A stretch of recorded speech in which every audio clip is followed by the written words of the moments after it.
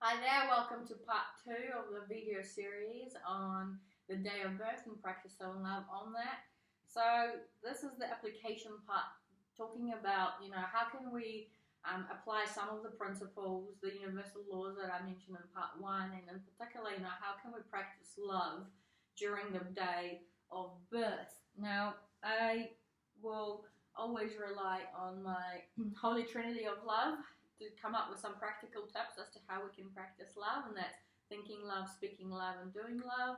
I will grab a couple of cards as I talk through some of the concepts that came to my head earlier in the day, but I will be shuffling and seeing if any other messages come through me while shuffling cards. So there's if we kick off with the thinking love, right? So there's two perspectives that I can, go into. The first one is the mama bear, right? I appreciate that you will be during labor.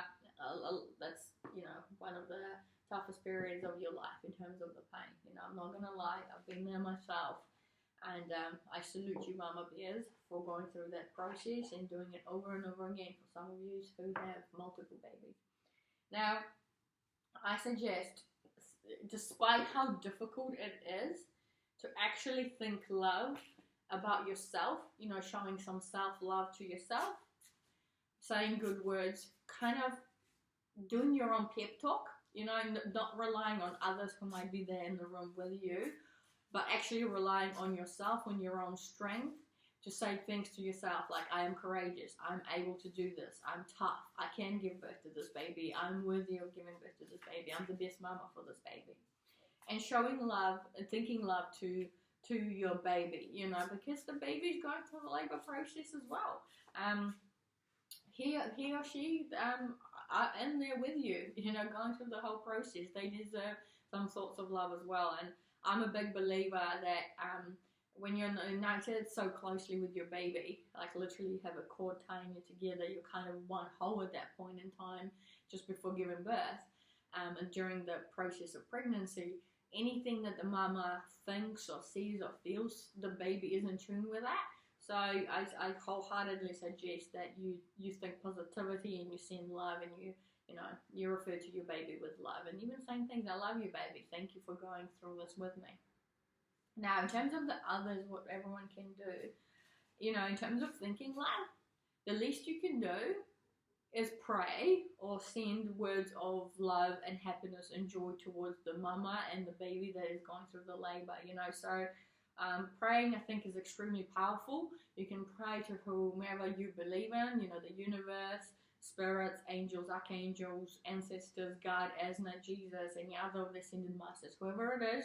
Just praying itself, thinking is perfect, and it's a really, really good practice that one can get into. And I would really like to take the opportunity right now, as I mentioned in part 1, about 385,000 babies are born each day. That means, literally, as we're speaking right now, during the 24 hours, there will be so many mamas out there in the world who are going through a tough labor right now, giving birth to their beautiful baby. So if we can just think a little bit about them and pray for them and say, Divine Mother, God, Asna, Jesus, Saint Mary, Mother Mary, angels, archangels, Archangel Michael, please, please, please gather together the collective of all the beautiful spirits and angels and archangels out there, all the beautiful energies that are hearing my words right now during this video filming and for the rest of this video's existence,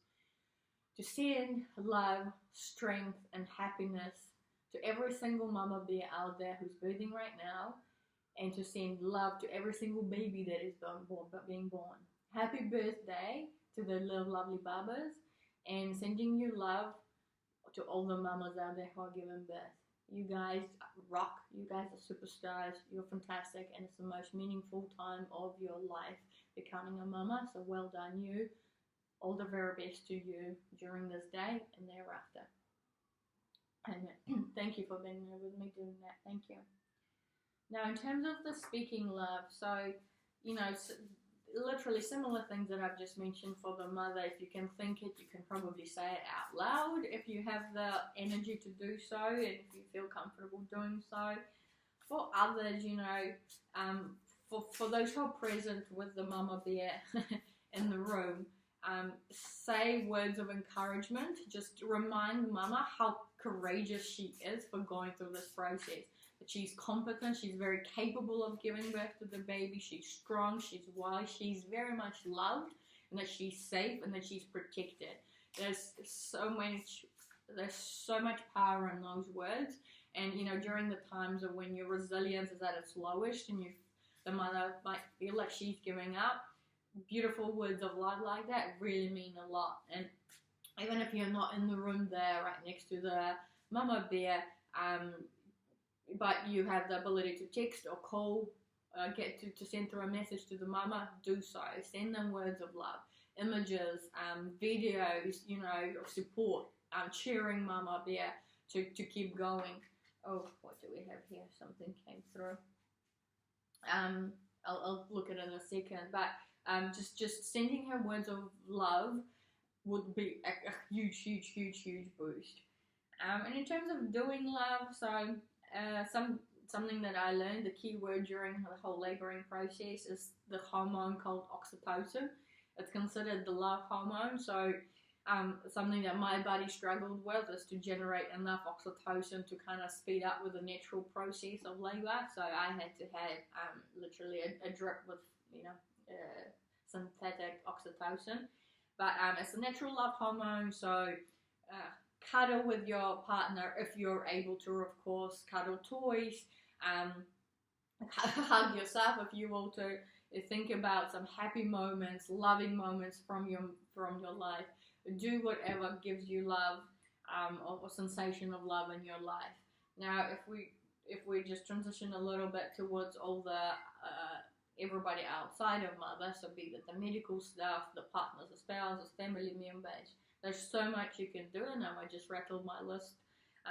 That some of the things that have come through to my head. So, music, suggest some songs, music that the mama bear just simply loves to listen to. Anything positive, anything happy.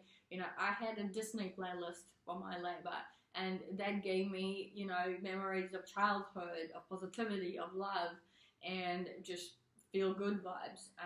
But yeah, suggest to your mom or turn on literally some music that the mama bear really enjoys. Water, drinking, keeping up with the fluids, as well as food. If the mama can stomach actually anything, just making sure that she's comfortable and reminding herself, darling, here's some water, or darling, here's, some food, whatever that might be, to make sure that she keeps nutrition and the fluids going. Physical touch, as I said, we're trying to raise that oxytocin for mama bear. So try and make sure that she has the cuddles, hugs, words of love, that she actually feels love, even though it might be very difficult at that point in time. Now, any kind of smell that she loves, similarly to music, just grab it, go find a perfume or a room diffuser, scent, or a candle that might be scented, that may be helpful. Now, something else that the family and close friends and loved ones, if you're in that position where you've got